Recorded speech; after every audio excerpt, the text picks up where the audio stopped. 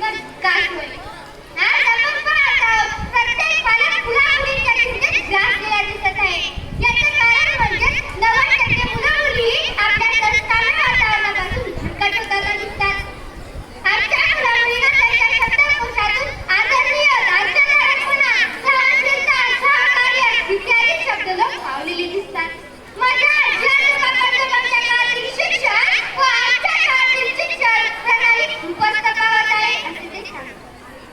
ते म्हणतात की आमच्या काळात एक म्हण होती खूपच महत्त्वाची, ती म्हणजे छडी लागले छान छान विचारी संस्काराच्या दोन घटक. शिस्तपालन हा एक अविभाज्य घटक आहे. शिस्त लावण्याकरता शिक्षा महत्त्वाचीच आहे, परंतु माझ्या स्पर्धक मित्रांना सांगणे आहे की शिक्षा या शब्दाचा अर्थ शारीरिक शिक्षा तथा मारहाण असा न घेता शिस्त लावणारी पाळता घ्यावा.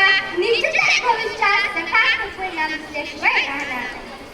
म्हणून मला ठामपणे म्हणायचे आहे की मुलांच्या जडणघडणीत शिक्षक व पालक यांनी मुलाला केलेली शिक्षा ही योग्यच आहे.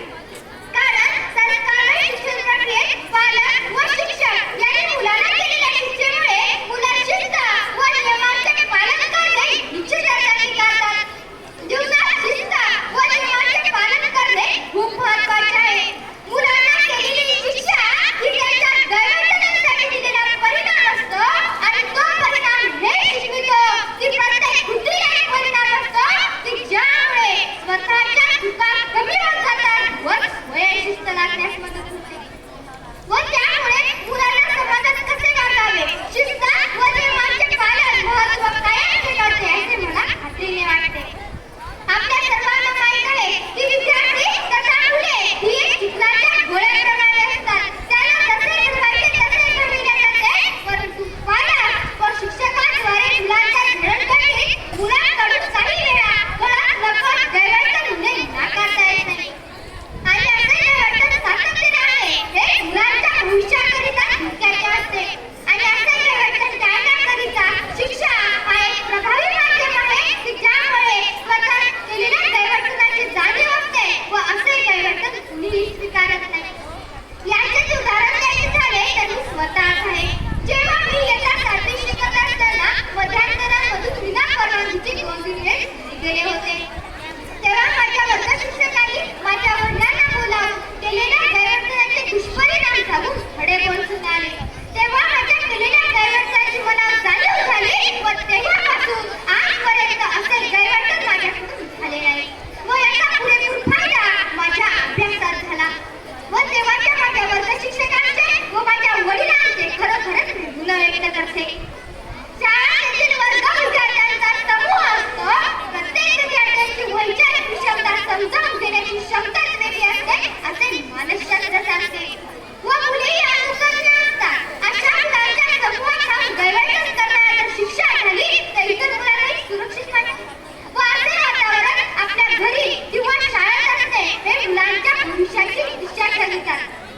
आजचे शैक्षणिक व सामाजिक वातावरण मुलांच्या भविष्याचे प्रश्न निर्माण करताना वाटतात. जवळपास 80% पालक व शिक्षक समाधानी नाहीये हे मी ठामपणे आपल्यासमोर सांगते.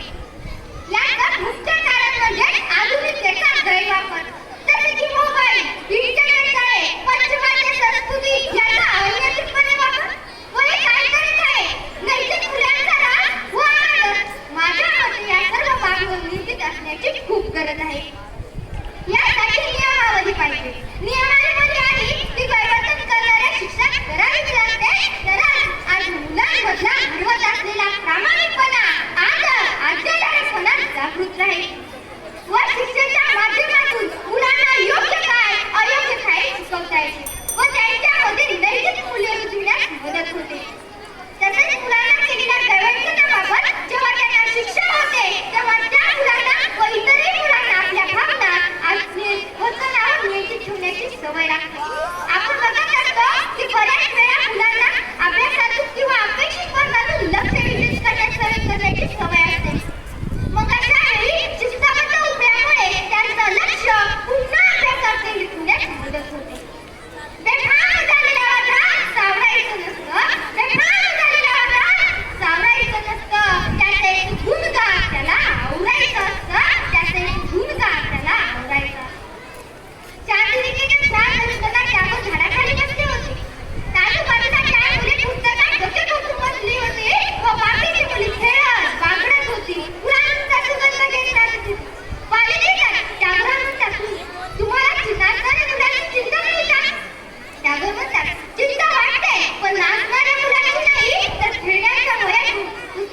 डोक्यात खूप बसणाऱ्या मुलांची वाटते.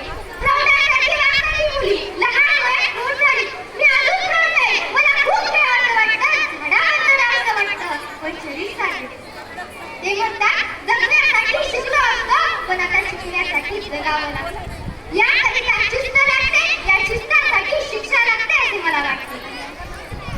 आपण पक्षाप्रमाणे आकाशात उडायला शिकलो, माशाप्रमाणे समुद्रात देखील पोहायला शिकलो, पण जमिनीत राहून कधी माणसासारखं वागायला शिकलो का? शिकलो का सांगा ना? एवढे बोलून मी माझे भाषण संपवते. जय हिंद, जय भीम. धन्यवाद.